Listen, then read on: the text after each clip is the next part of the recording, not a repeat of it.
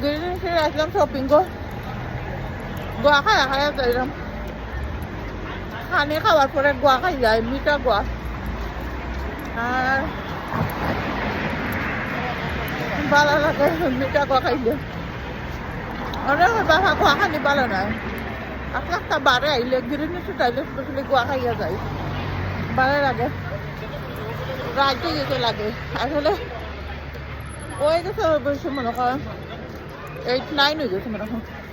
দেখছি না time idea করে হয়ে যান আমি তো আর না সবসময় ওলা গ্রিন শপিং করতে ভালো চাই